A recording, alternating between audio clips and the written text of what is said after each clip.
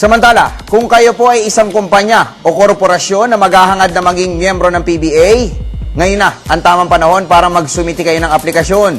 Ito'y dahil may malaking surplus na mga talented players ngayon ng liga sa free agent market at matindi na rin ang popularidad na tinatamasa muli ng liga.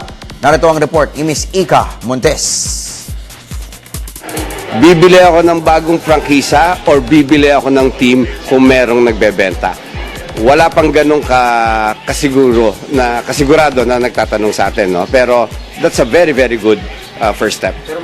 Ito ang hindi direkta, subalit tila positibong pahayag ni PBA Commissioner Chito Salud, kaugnay ng posibilidad na magkaroon ng expansion sa liga.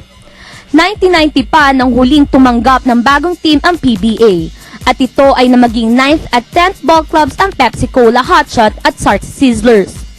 Ito na rin ang matatawag na isa sa mga shining moments ng liga, dahil na rin sa maayos na packaging ng nooy PBA Commissioner na si Rudy Salud, ang ama ng kasalukuyang hepe ng Asia's first Play for Pay League.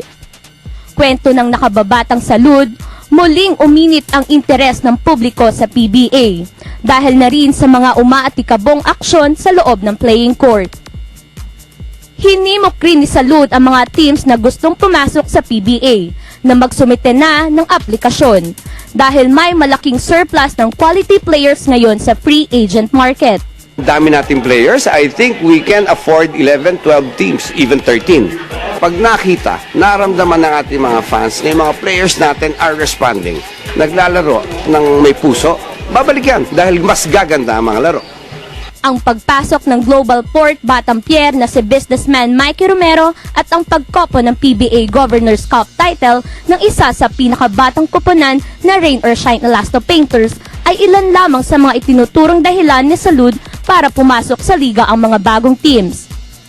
Kasunod nito, inamin rin ng abogadong komisyonado na kabi-kabila ngayon ang mga produktong pumapasok bilang sponsors at presenters ng liga. Kabilang narito ang Mytel Mobility Solutions, ang makers ng MyPhone. Sa katunayan, simula bukas ay maglalabas na ang MyPhone ng limited edition na PBA cellphones na may larawan ng inyong mga paboritong professional cagers. May mga exclusive applications rin ang PBA Phone by MyPhone na magbibigay ng instant updates at important statistics sa mga fans. Ang maganda dito is that yung popularity ni PBA will also bring up the popularity, no, of MyPhone. Parehong Pinoy, parehong Pinoy brand, no, parehong produktong Pilipino ito, no. And for us, PBA is the best brand for Filipino game, no. MyPhone is also one of the leading brand for mobile phones.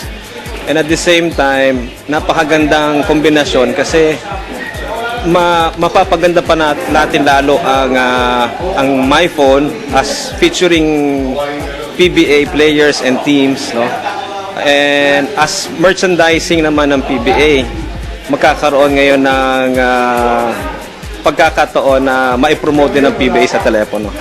Hindi rin mamimiss ng magmamay-ari ng MyPhone ang PBA games, dahil kahit saang lugar ay makaka-access ka ng free TV sa isang hila lamang ng antena.